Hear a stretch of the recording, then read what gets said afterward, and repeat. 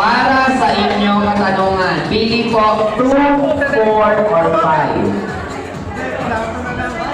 5. Ito ang tanong.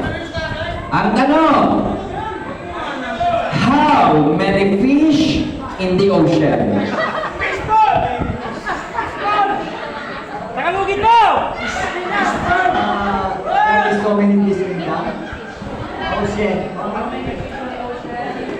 I can count the fish in the ocean.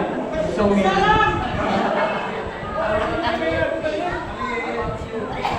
How about you? What's your answer? Come on, tell us. Wow!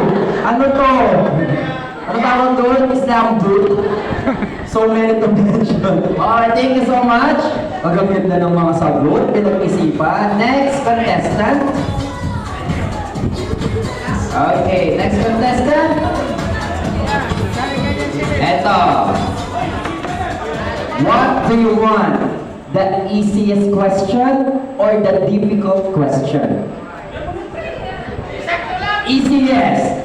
So the question is, what is your favorite flavor of ice cream? Strawberry and chocolate. Thank you so much. We go to our places now. Namili, easiest daw. Ang galing, di ba nakasagot? And last pair na po tayo. Ang inaabangan ng lahat. Grabe. Okay.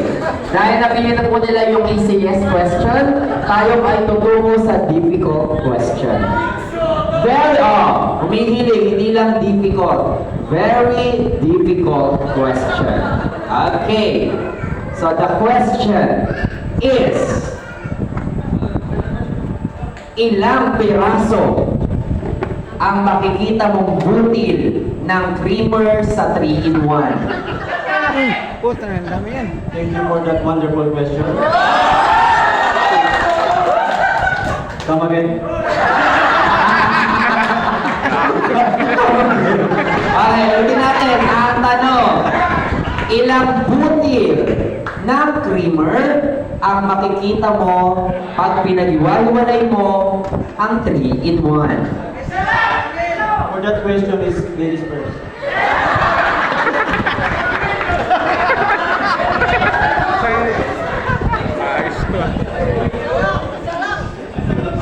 Thank you for that wonderful question. So, my answer po ay, ilan ang butil ng creamer sa 3-in-1? Pinaghiwa-hiwalay. So, ang bali... Magiging sagot ko ay...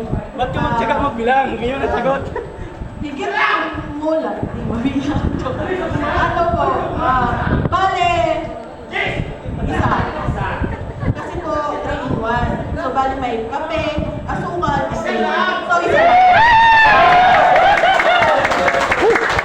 It depends upon the situation. Grabe yung sagot, wala man lang talagang itinama. So dahil dyan, makakabalik na po kayo. So ngayon, eto po ang pagbabasihan para sa ating best in dress. Criteria, uniqueness,